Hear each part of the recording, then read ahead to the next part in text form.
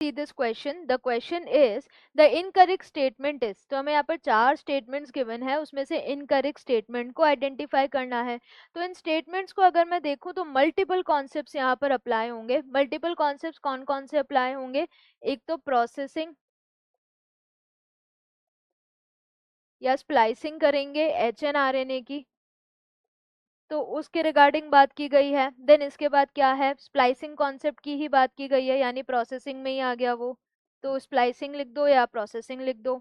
Then इसके बाद हम और क्या बात कर रहे हैं, पॉलीप्लॉइडी कंडीशंस की, पॉलीप्लॉइडी कैसे इंड्यूस हुआ है वो। और एक और ऑप्शन अगर हम देखें तो क्या है, ओपेरॉन कॉन्सेप्ट। तो चारों स्टेटमेंट में चारों अलग अलग कॉन्सेप्ट्स यहाँ पर यूज होंगे, सबको देखते हैं।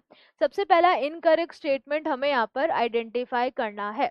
प्राइमरी ट्रांसक्रिप्ट जो है, जो डायरेक्टली एंटर कर सकता है ट्रांसलेशन प्रोसेस में बिना किसी प्रोसेसिंग या मैच्योरेशन के, तो ये बात जो है, ये बात गलत है विद रिस्पेक्ट टू यूकैरियोट्स।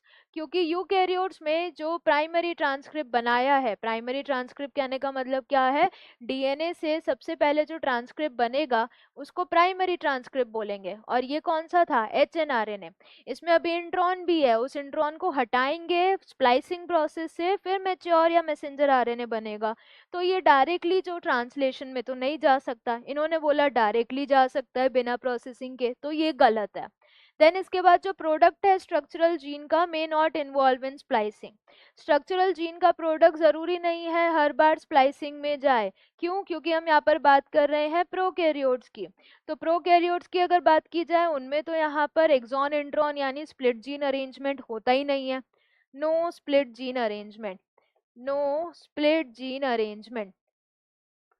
तो इसीलिए यहाँ पर जो ट्रांसक्रिप्शन और ट्रांसलेशन है प्रोकैरियोट्स में, वो कपल्ड रिएक्शन होती है। कहने का मतलब ये कि ट्रांसक्रिप्शन अभी खत्म हुआ भी नहीं है और ट्रांसलेशन चालू हो गया है। तो इसीलिए जो प्रोडक्ट है उसको स्प्लाइसिंग में जाने की जरूरत नहीं है इन केस ऑफ प्रोकैरियोट्स। तो ये तो सही हो गया। फेलियर अगर सेल डिवीजन में हो गया आफ्टर डीएनए रेप्लिकेशन, तो वो रिजल्ट करेगा पॉलीप्लॉइडी में। पॉलीप्लॉइडी में क्या हो रहा है कि डीएनए रेप्लिकेशन तो कर दिया लेकिन सेल डिवाइड नहीं किया, तो यहाँ पर कॉपीज बढ़ गई क्रोमोसोम की, तो ये क्या हो गया, क्रोमोसोमल एनोमली। तो ये भी सही है। ऑपरेटर रीजन जो है वो एडजेसेंट होता है प्रमोटर के in most of the operon.